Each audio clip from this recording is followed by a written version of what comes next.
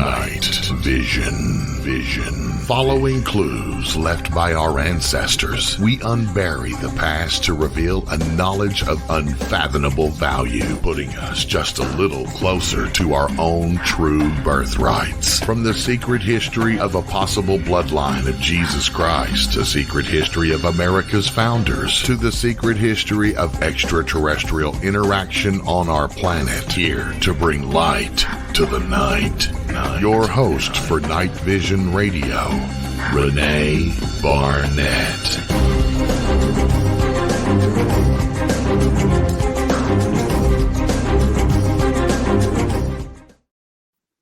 Hey everyone, welcome to Night Vision. Welcome to a very special edition, a Halloween edition of Night Vision. And it's the first show of a brand new season of Night Vision.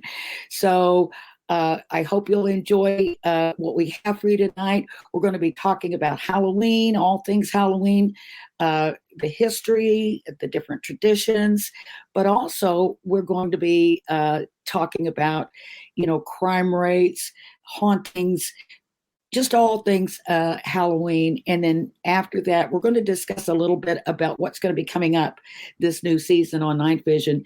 And also, we're going to be asking you to send in your ideas for show subjects for us to cover. So we want to give you what you want. So if there's a particular subject of interest, whether it's historical or otherwise, send us a message at info@newrennies.org, and we will definitely give it our full consideration, and we will cover it if we can. So happy to be back in the saddle, as they say.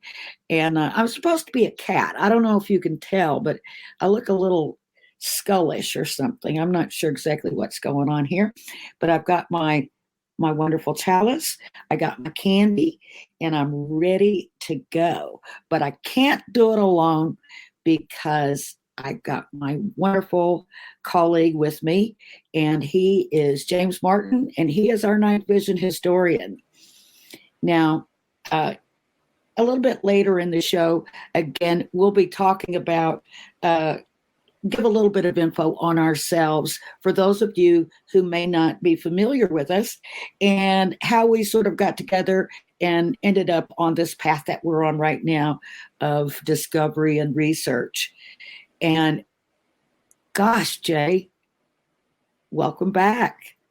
Oh, it's great to be back. I've been, it's always tough being on hiatus because you realize how much you miss the show, and of course the audience. Some of you have been in touch at info@newrennies.org. That's info info at newrennies newrennies.org.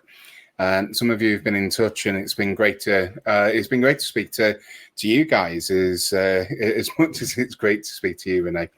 It is. It really is, because I can feel, the connection with people. That's why I like to do the show. It's I remember when I first started doing radio, like 100 years ago at least. I was so afraid of that microphone and the unknown out there. Who was listening? Was anybody listening? Were a lot of people listening? Were people going to hear my mistakes and all that? And I can remember just being petrified. But it wasn't long before I sort of developed a relationship with the microphone, and I began kind of speaking to one person, but that person is always the listener. So you're talking to more than one person, but you're really trying to touch each person individually with what you're saying, give them a little bit of info, hopefully a little bit of hope and encouragement, and along their pathway. And I know just this week, we received an email from someone who has now become a new KGRA member. She did not realize that you can also watch the shows in full if you subscribe to a membership at kgradb.com. And so also you can avail yourself of all the archives. I'm going to have a code number next week so that our producer Bill and all the big wigs at KGRA will know that you came in through us, and because we really, really appreciate that. So, gosh, Jay, I guess I should be calling you the more formal James, which is what I normally do on this show, but I've gotten a little relaxed over the hiatus. Friends. It is. So yeah, I've gotten a little bit laid back during the during the hiatus, and I would like to give a little shout out to some of my friends in Tulsa, Oklahoma, and around.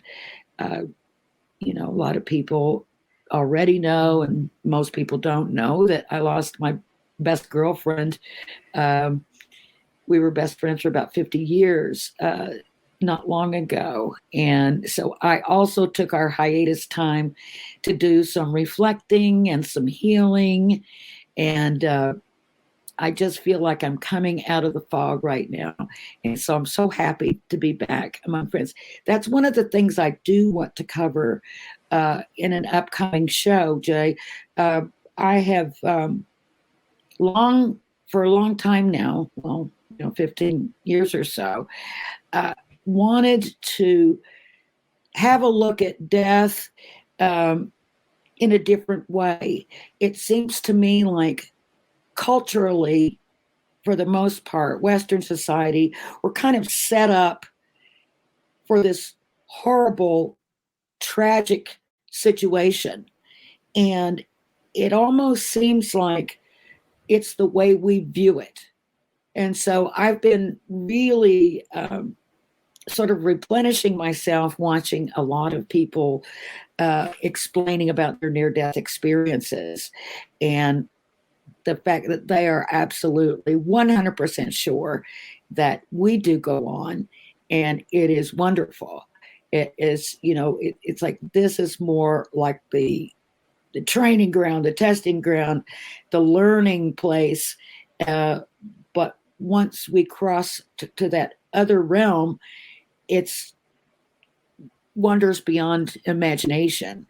And so I wanted to help people because I had, horrible loss back around 15 years ago when I lost my daughter. And I thought, oh my God, how can I get through this? But I, slowly but surely managed to get back on my feet, get back and find my new normal. And I've always wanted to help people with that, but I just didn't know how. And I don't know if I was ready before, but I feel like I'm at a point in my loss and my grief that I am able to give hope to people, because I'm here to tell you, you can live through it. You can deal with the death of a loved one. And if it's yourself you're worried about, you've got wonderful things awaiting you. That's the message I'd like to get across. And so that'll be an upcoming show, but we'll get into all that later. We should get back to Halloween because we've got precious little time. So I know that your lot over there can be sort of blamed or credited with the origination of the Halloween holiday, but really wasn't called Halloween, was it? No, not really. I mean, Halloween itself, if we just break it down a little, so Hallow from Hallows probably originates from holy, actually, a corruption of that word. And then you've got Eve as in evening, so it's really the holy evening, if you will, or the evening of the next Hallows day. Eve. Yeah, which would be All Saints Day. So I think really we've got the in terms of the history of Halloween, who knows when it started. Some of the traditions that we have today were stolen by the Christians, and they were basing things on Rome, in a nutshell. So, you know, how do we get to the start? So, there are people today who Halloween is celebrated as New Year, the festival of Samhain, which is a Celtic festival. And really, you know, the Celtic peoples are around Western Europe, certainly and famously, I think, in Ireland, although we really must credit quite a lot of our rituals to the Romans. So what is it that's special about the 31st of October? Well, there's this persistent belief in a variety of cultures that you know, you've got sort of closeness to not just the dead, but spirits in general. So you find that when we're looking at Celtic backgrounds, and again, it's very difficult to be certain what the Celts actually believed, because a lot of their traditions and beliefs have been taken by the later church. But it was thought that the ghosts of the dead were thought to cause trouble and damage to crops during the harvest time, and that these ghosts, these spirits, however you want to phrase it, would be warded off by a variety of different rituals.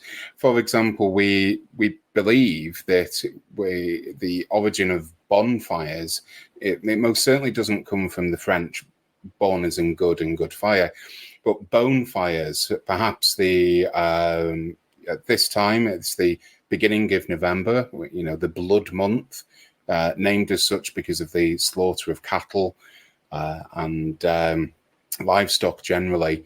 Their bones were then crushed and refertilized back into the ground. So I suppose it's there are two ways to look at it. It's the beginning of the period of death, or you could look at it as the beginning of the rebirth. There's lots of different arguments, but just for example, we've got to speak about the Romans because it's me, but the Romans occupied Celtic territory, and that includes in Britain. Now, they were trading with the Irish, but there was certainly some cultural appropriation from the Romans. So the Romans celebrated a festival in late October called Feralia. And this really is the Roman celebration of the passing of the dead. So a time to remember those who no longer with us. So appropriately, Renee, as you've mentioned at the top of the show, you know, it is appropriate to remember those who've passed before. But there was also another festival which celebrated the Roman god Pomona, which for those people listening in Manchester, you'll note that at the Salford Quays, I've just irritated a lot of people in Salford who will be shouting, but at the Salford Quays, there's the Pomona Docks. Now, Pomona was the Roman goddess of forests and fruits. So at that dock, you don't need to guess what was being unloaded. But that symbol of Pomona, that idea of the fruits, perhaps was the origin of our ritual of bobbing for apples, because there was an association between Pomona and the apple, and that probably lent to bobbing for apples. Although, as we were discussing just before we came on air, Renee, in the north of England, bobbing for apples was a deep-rooted tradition, really quite late on, actually, up until maybe the 17th century. The idea that those who were unmarried would then bob for apples, try and get the apple out of the bucket of water, and if they did, then they would marry. And some traditions even include taking that apple and putting it under your pillow, called dookie, you know, and all of this. Dookie was bread, but putting the apple under the pillow so that a young maiden, you know, or, you know, unattached man, whatever, would dream about their new love. So we've got a little bit of romance. And again, is it, I have to ask you, have you ever bobbed for apples? I have, and you know that it's very difficult to shut my mouth up. So I've been told I'm quite good at it. I have no problem in getting an apple. And if I do bob for apples with you, Renee, it'll be one of the few times I'm quiet. But, I was just thinking about it. I was thinking about, as you were speaking about being a kid and being at a church party where they were having a Halloween party. Back then, they didn't say Halloween was evil. They just thought it was a fun thing for kids. And, but they would have this big tub, this big galvanized steel tub full of water and with some apples in it. And kids would be, and all these kids with their snotty noses and dirty faces were sticking their faces into the same water. Now, that would never happen today, I don't think. Does anybody ever do that anymore? I mean, especially after the days of the pandemic. Can you imagine people doing that? I can honestly say this. I am aware, even during the pandemic, of washing up bowls, as they are in the UK, still being filled with that cold water, and apples and pears I've seen as well. It's still something that goes on. Oh my gosh. I wouldn't do it today, I don't think. Well, look, there's lots of dating apps out there. But it sure was fun. There's lots of dating apps out there. Perhaps if you're not having luck on there, perhaps it's bobbing for apples time for you. Come on. What is it? Our time. I should go on Our Time or date my age. Or Grindr or whatever else it is. But I don't know. Yeah, maybe. I never thought we'd be discussing this. Sort of not my style, but who knows? Maybe I can find a new style. I suppose the other benefit is if you don't manage to get any apples, just leave them in the container or in the barrel itself and let it ferment, and you've got cider to wash away your sorrows. Oh, yeah. That's true. Oh, my gosh. What did you I think you mentioned something to me earlier off air about pumpkins and jack-o'-lanterns. Did you come across anything? Because I've always kind of wondered how that happened. Oh, my God. Yes. All right. For people that are listening, we've just seen a mummy head or something. Well, the original Please explain. The original pumpkin was not a pumpkin. In Britain and Ireland, the carving of just as we do today, carving out a pumpkin actually began with turnips. And so the image I've just put up for everyone was that was a turnip? It was a turnip, yeah. Oh my gosh. I don't know what the size of that thing is, but it looks like it must have been a big turnip. That looks much more scary than a jack-o'-lantern.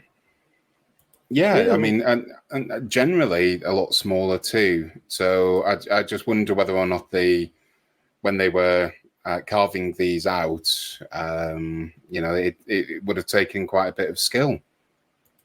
But I mean, the idea was, it's popularized in Ireland, especially, where you have the notion of the jack-o'-lantern, which actually didn't start off with the jack-o'-lantern at all.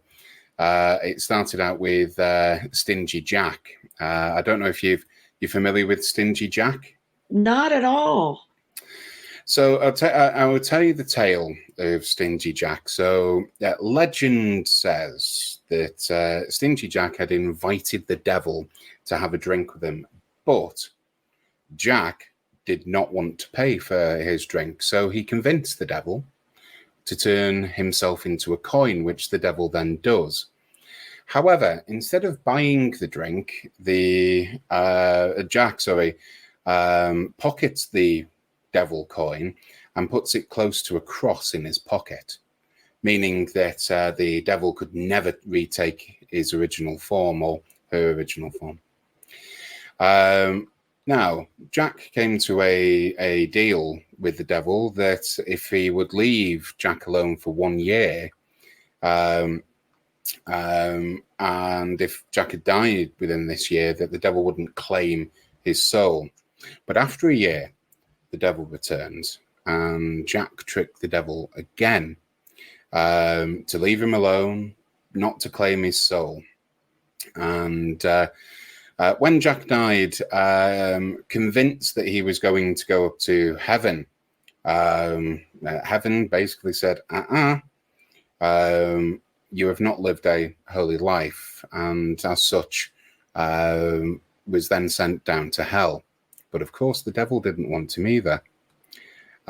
So Jack's then sent back to this plane with burning coal to light his path at night. The coal, the sort of the cinders, if you will, from hell, perhaps. In order to see his way, carves out a turnip with one of the coal embers inside, and has been roaming the earth ever since. Now, that is probably, and I've really summarized some parts of the story, but ultimately it is believed that that is the origin of the pumpkin. I would suggest the candle inside sort of represents the coal, the burning ember. Yeah. Very cool. And maybe even the trick or treating is more associated with those spirits that I spoke about. Our Celtic ancestors, the Romans, would leave out food offerings so that the spirits, mischievous spirits, I should say, most Roman belief was certainly that most spirits were friendly.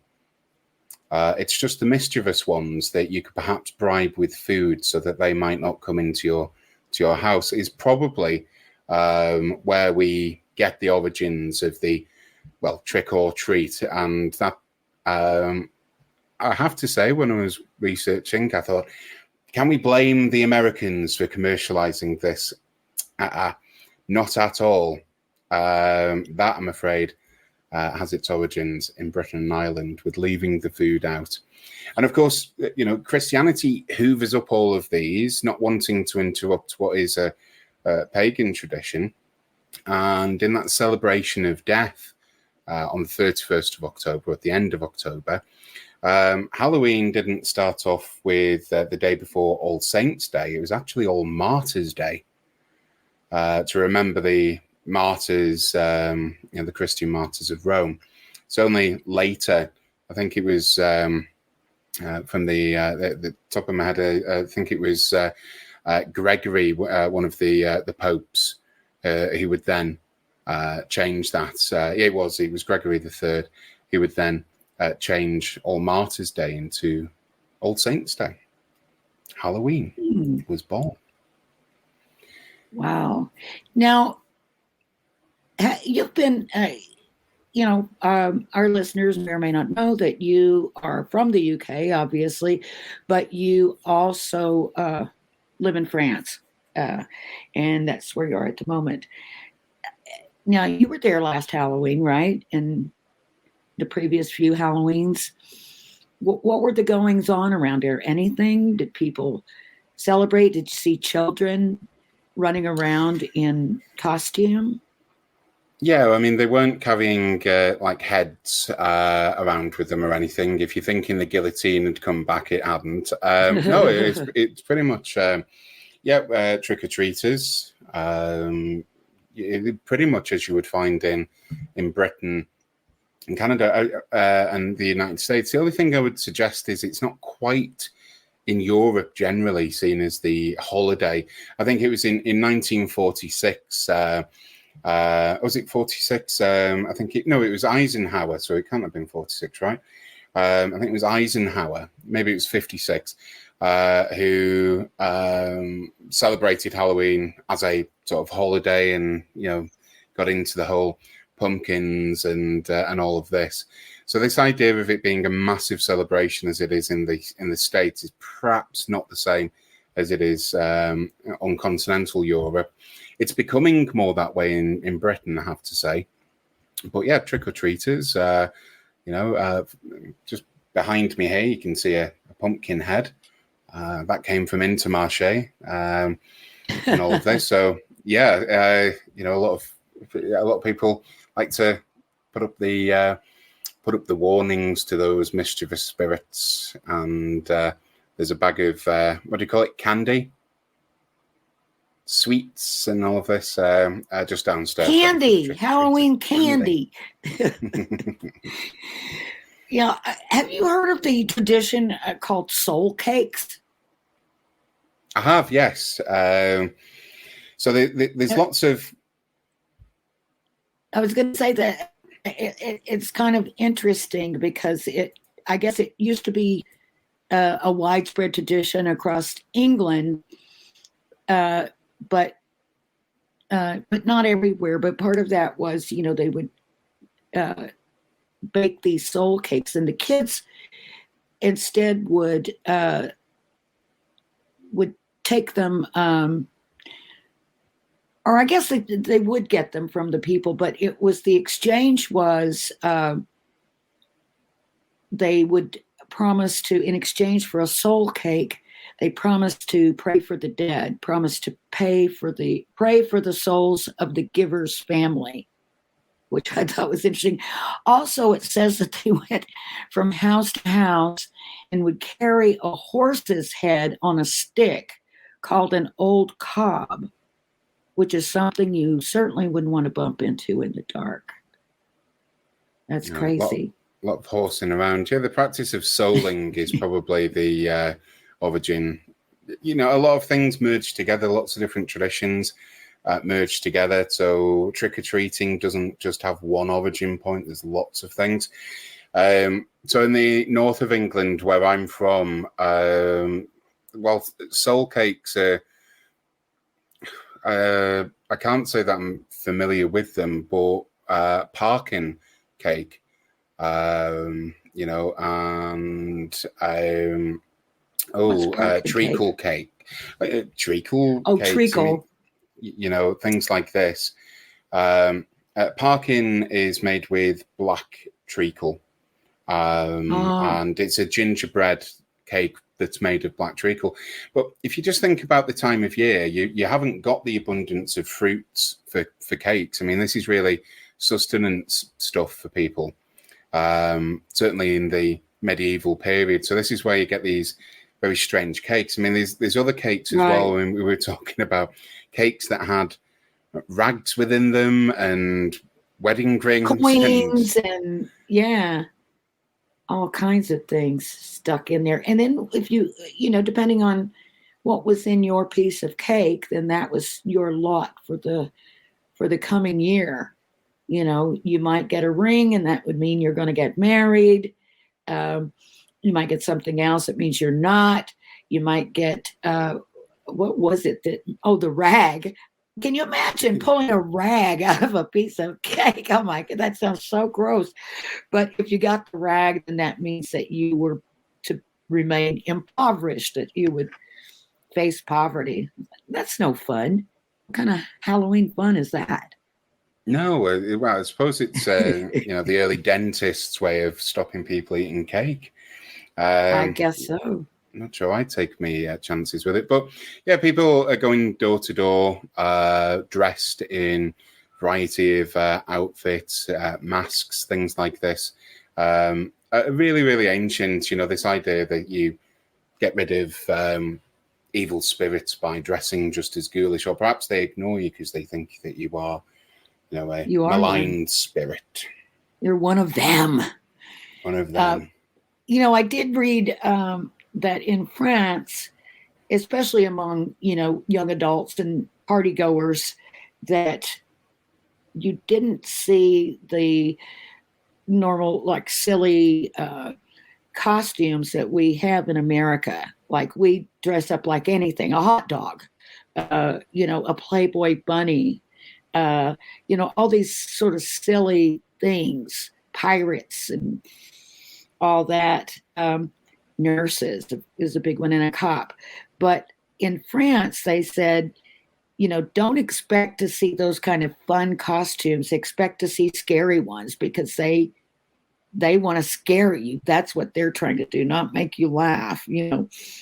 They're supposed to be scary. Well, to be fair, I mean, I'd say that's the case for Europe. I've just learned something new. People trick-or-treating in nurses' outfits is not a thing that I've ever seen. Yeah, it is. It's scary costumes. Oh, French maid costumes are big.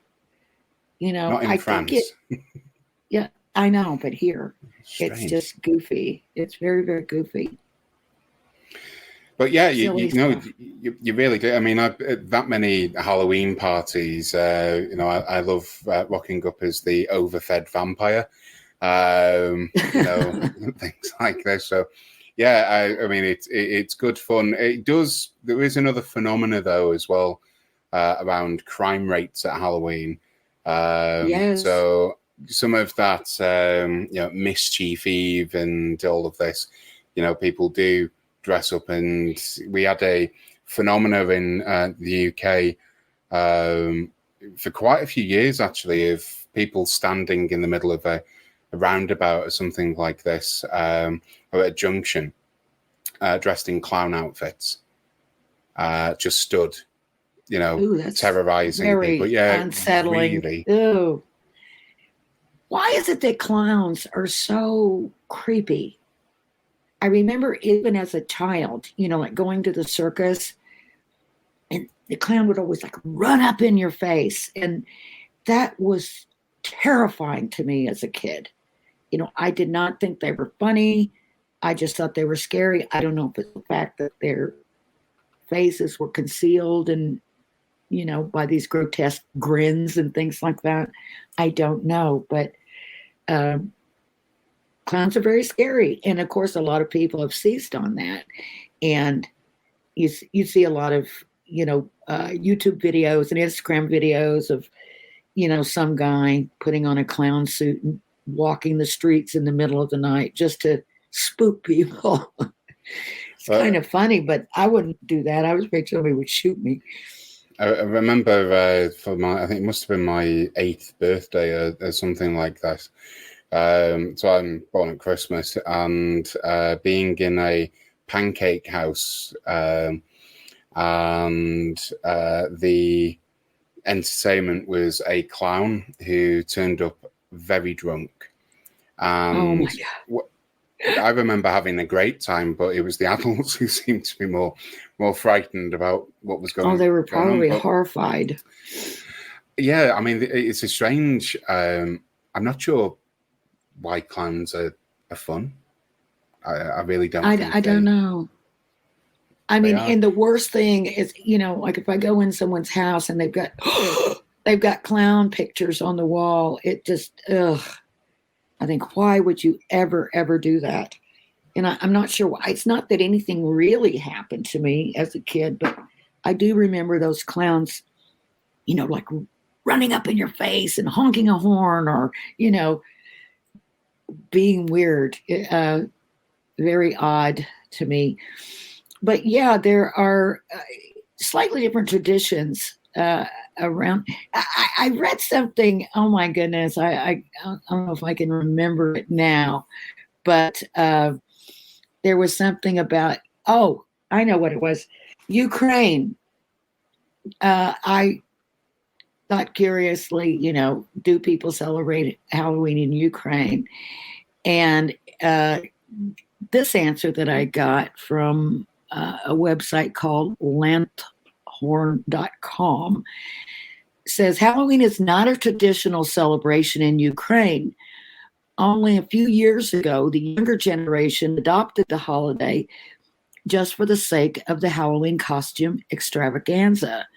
For that reason, you should be careful with pumpkins in order not to put yourself in an uncomfortable situation in other places. Now, what does that mean?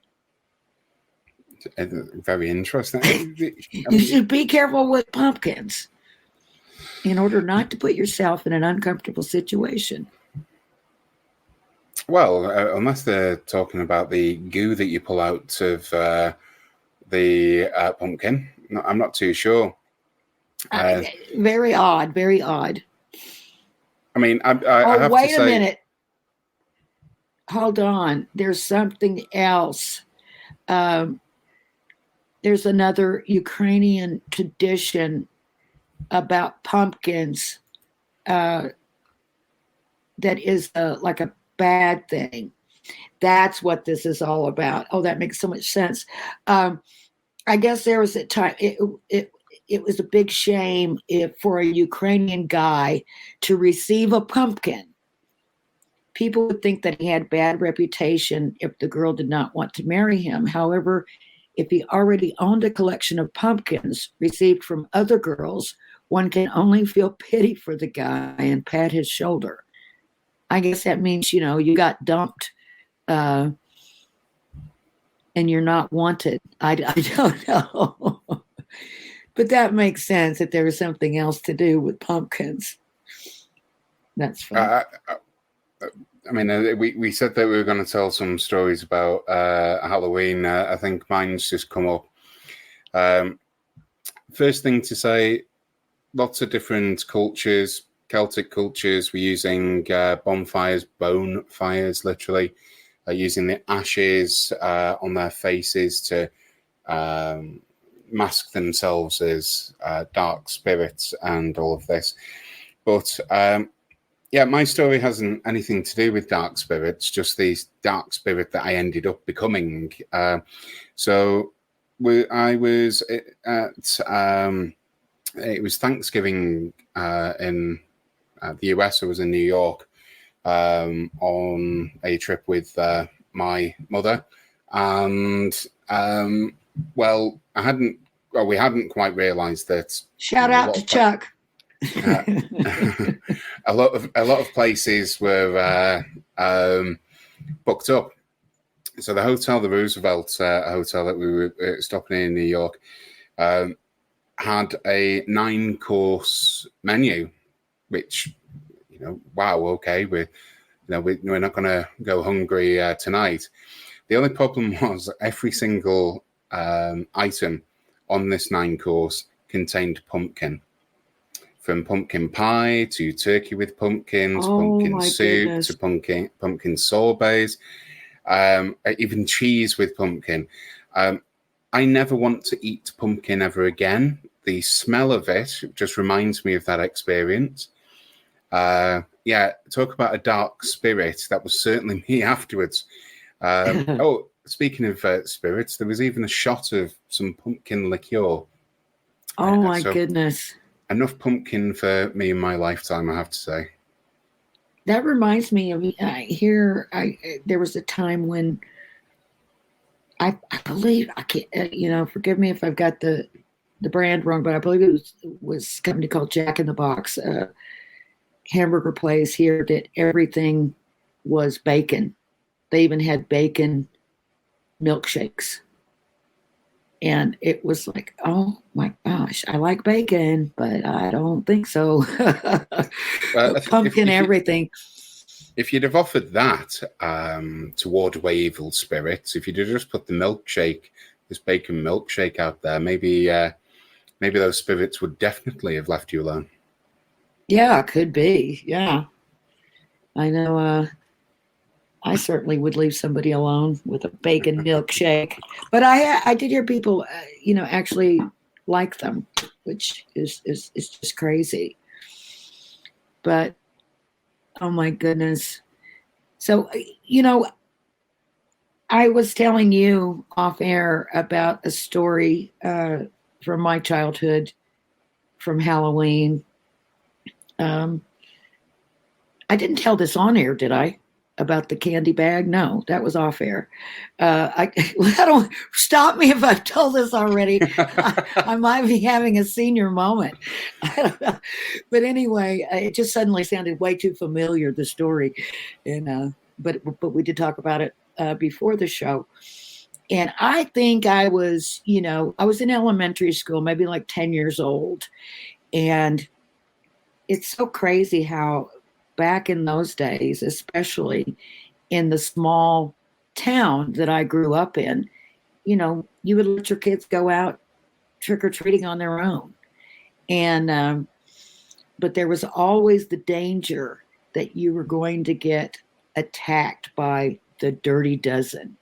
And the Dirty Dozen was always a group of high school boys who would run around wreaking havoc, toilet papering trees, soaping windows, and stealing kids' candy. And so we'd been out, and I had myself a nice collection of candy in my bag and walking around, and here came the Dirty Dozen, and we all just scattered. But I remember one guy just ran past me. He happened to be, I think he was a halfback on our high school football team. Excuse me. And just snatched that bag out of my hand like it was nothing. And of course, I was devastated. And I went home crying. And this is, again, life in a small town. My dad, because I knew who it was. We all knew who they were. My dad called the chief of police. I remember George Cooper was his name. And Choctaw Indian. He was a police chief, not an Indian chief, but he was wonderful. And my dad called George, and he went out and found that guy. And next thing I know, there's a knock on the door.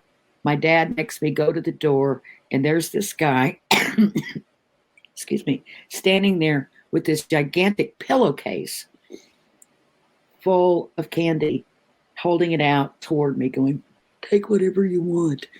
So, of course, I scooped out a whole bunch, and I was fine after that. But I just remember being scared to death for one thing, and then being so devastated that I lost all my candy. Did you go trick or treating? Yeah, a few times. Unfortunately, when I went trick or treating, usually everything had gone. Though I do remember going round to someone's house, and they had coins, as in like pound coins or dollar bills or whatever you want to call it. That was good. Apart from it was only you could take one, and that was it, as opposed to taking the pillowcase full of coins. But it's funny how crime increases at Halloween. I was just we were talking just before we came on air about crime. And we just in the UK, road incidents increased by 400% at Halloween. You've got various other crimes as well. So 17% in the US I read more crime-related incidents on Halloween, according to insurance companies, that is. Property crime being the most common of that. The number of fatalities from car accidents increases by 40%, or whether that's due to drink driving or whatever it is. So it's a really strange phenomenon. It could be because it's darker, because there's all sorts of rituals. People think that they can get away with things. It's it's very strange, I have to say. People are out on the street, and that's going to cause an increase in crime right there. And we sort of think of Halloween as a night of mischief. So I think it just puts that in people's heads, for one thing. But there is a study by a Northeastern University professor that said that crime increases as much as 50% on Halloween. Yeah, I mean, well, we know from for those listeners who recall when we've spoke about the issues of the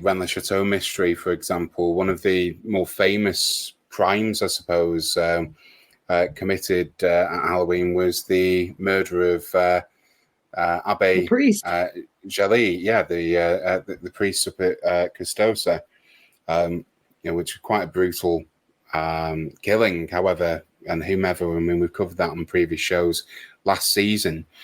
But yeah, I mean, we were talking as well. There's plenty of other crime, plenty of other murders that have occurred. I wonder if that was a random choice, or did they particularly choose that date for that crime, and why? Who knows? I mean, it could very well be. I mean, the idea of it's the evening of All Saints. I think his body was found on All Saints Day. Certainly means a lot to Catholics in this way. Yeah.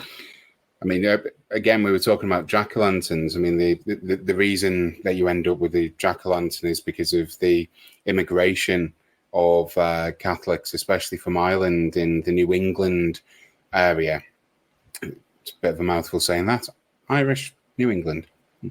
That tradition came over. I mean, they really believed in this. So it could be that, lots of other things. I mean, my personal take is Jalil died was murdered, because of his staunch monarchism against a Republican backdrop. But they could very well have chose that day. I mean, it didn't have to be that day. In which case are we getting into, is this a message to the Catholic Church? Was he martyred in this way? I mean, you can interpret a lot of things like that, I suppose. I'm gonna have to, maybe do you know what day of the week that was? Not off the top of my head. I'm going to look that up. That would be interesting to know too. Just, was it, a Friday night, or was it, on a Tuesday, just random. That would be interesting to know.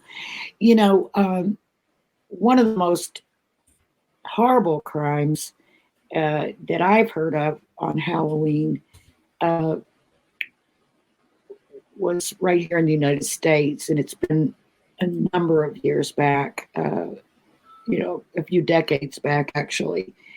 But there used to be, and still is to some extent, a big fear about people putting poison in candy that they give out to children, or razor blades, or straight pins, needles, pieces of glass, things like that.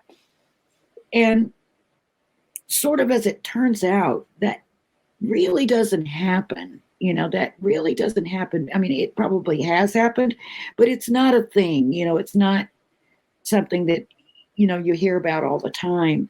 But in this one case, this man had taken his child, his little boy, and the little boy's friends around to trick or treat.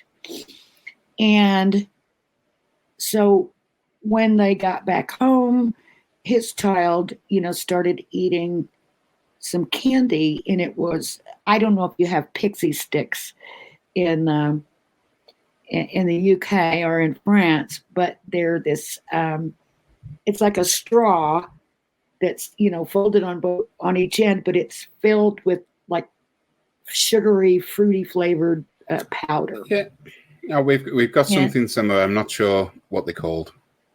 And you just pour it out on your tongue, and it's just wonderful. But anyway, so this kid, pulled out a pixie stick, or he asked his dad for some candy, and he was only allowed to have like one or two pieces. So his dad picked candy and gave to him. Well, he immediately fell ill and died. And as it turned out, the candy was laced with cyanide. And wow. So I guess the other parents found out and didn't allow their kids to eat the pixie sticks. But when all was said and done, the most horrible thing was that the father had planted the cyanide-laced candy in all the kids' bags. And his child was the first person to eat it. Now, he did it for the money because he had insurance on the child, life insurance. And if somebody else got killed too, well, hey, at least it would look like it wasn't just directed at his family. But somehow the other kids didn't eat it, and so they didn't die. But they easily could have. And, basically he killed his own child for money. Isn't that horrible? That's a horrible crime on any day. It is. And, just go show some of the horrors that have been committed, and really the frightening thing when it involves money in our history. It's terrifying. Just as a quick update, the 31st of October, 1897, fell on a Sunday. Oh, okay. So it was Sunday night. Yeah. Interesting. So, might have had a few things. If he had performed a mass that day, I wonder. It could very well be. I mean, the joy of Halloween is, is not the murders and the increased crime or anything like that. I once attended a Jack the Ripper tour around Whitechapel, and I think the most profound thing, it really was bitterly cold. There was a fog, and you couldn't have been more in the Victorian period. It was, eerie going around seeing where people were brutally murdered. And we tend to think about, the whodunit, as opposed to remembering the victims of, yes, and, more than just the 5, perhaps even 9 or 11 victims. We should remember them, just as we should, that child and Abby Jelly. No one deserves to be murdered. But this is the time of year that we deliberately frighten ourselves through folklore, through oral traditions. The torch under the duvet, ghost stories, and we do this for lots of reasons. I mean, when we're telling a horror story or we watch a horror film, as I'm sure many people will be doing, you wonder why on earth we do this, and it's so we can consider realities that aren't realistic. I mean, the typical horror film actually makes me laugh now.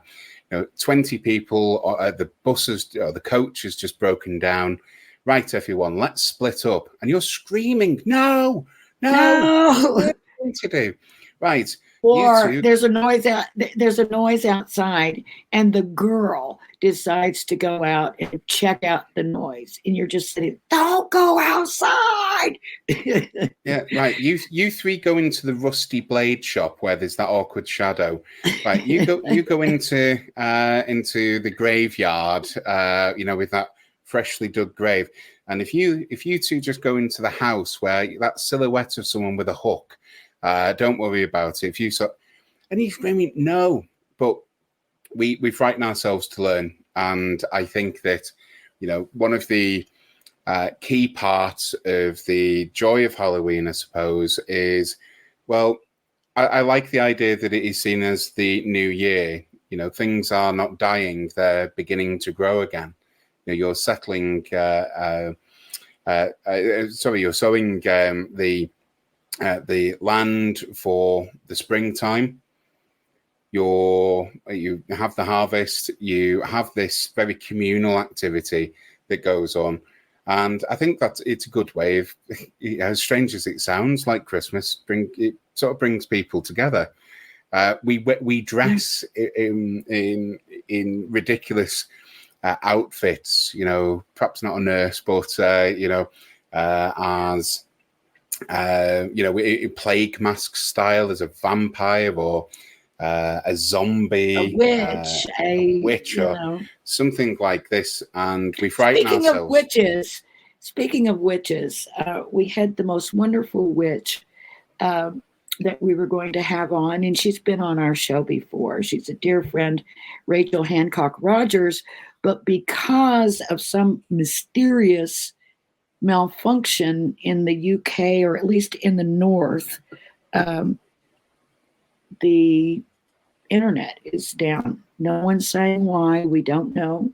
But it was just impossible to get a good enough connection. So what we've done is we've elicited a promise from Rachel that she will come back and we'll do a show with her, because she has some amazing knowledge about, first of all, the cultural history of what's called witchcraft and witches.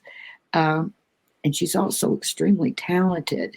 You know, I don't think she calls herself a psychic, but she is psychic. I will say that. And she's proven that.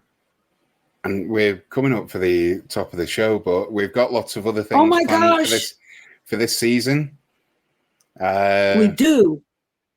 Man, we got to get back into that Templar map again. You know, James's interactive Templar map, marking Templar sites around wherever they may be found. If you've got a Templar site that you know about, that you think no one does know about or hasn't been recognized as such, please reach out to us at info@newrennies.org. It's on the screen right now, info@newrennies.org, and let us know, and we will put your site on the map. And we have a little information cell with each location, with a photograph and some info. If someone sends us one that we don't know about yet, James, can we put their name on it on the calendar? Yeah, absolutely. Oh, that'd be great. That'd be great. So you can, we'll give you credit for the find if we can verify it. And then we'll go from there. Oh my gosh. It's time. It's time. I'm so sorry. Next week, a full 2 hours of Night Vision Radio. We are back. So be with us. Happy Halloween, everybody. Stay safe. Happy Halloween. Thank you. It's great to be back. Yay.